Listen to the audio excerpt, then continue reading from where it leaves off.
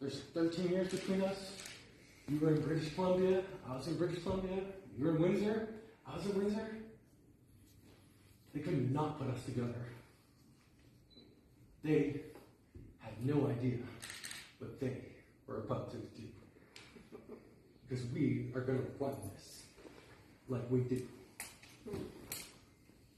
I did not say you should kiss the bride. I'm kissing her anyway. I'll kiss her again, don't worry. Anybody want to pull the hook? Because I got more. Like, if we're enjoying this show... we want to hear it, Ron. Oh, I thought so. Everybody always wants to hear what she has to say. Nobody wants to hear what I have to say. Well, This is why I talk so much. You gave a great speech, Jim. I tend to do so, thank you. If I was if I could just say a few words, I'd be a better public speaker.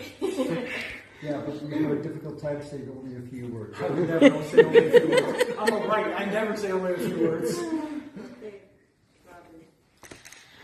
So, You think it's COVID still? yeah, maybe. Well, get your ass over here. See, that's better. So there's a famous anthropologist, and she said that there are 3 kinds of love. And everybody goes through them to learn lessons. Some people are lucky enough to do it with their first partner, and some people need a few extra tries to learn all those lessons together. And I feel, and I'm using my I feel statements, as counselors do, that there are people in this room even who could relate to the 3 types of love.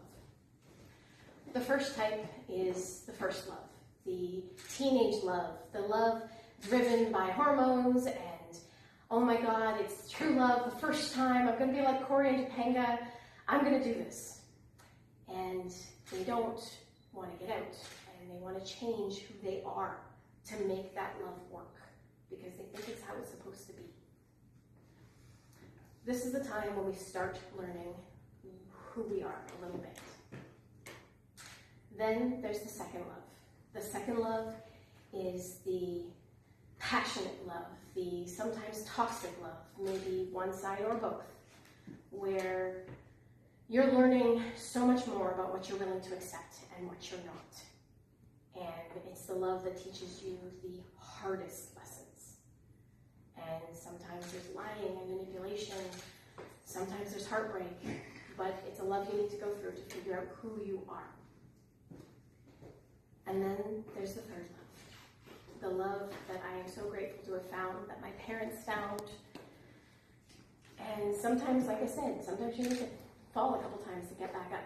But that third love is the lasting love. That third love is the love that comes out of nowhere, that you're not expecting. And it shouldn't work on paper, but somehow it does. As hard as you try to find reasons that love is not going to work, and it always comes back to that person, no matter what.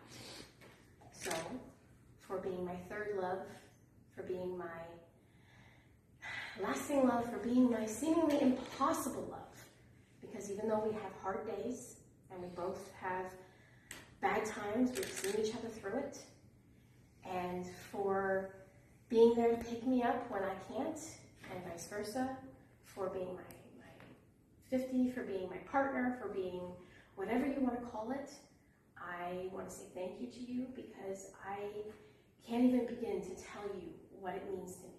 And the reason I say that you're my impossible love is because every day I think, I can't love this man any more. And somehow you make up for it, and you find a way, and you always make me love you that much more. So thank you. Forever and ever, babe. Forever and ever, babe.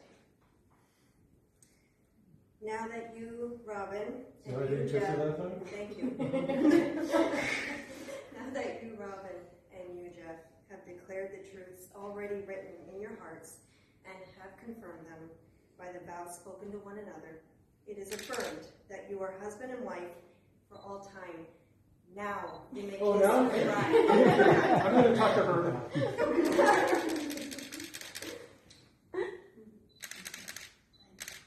Okay, we want to hear what you're saying.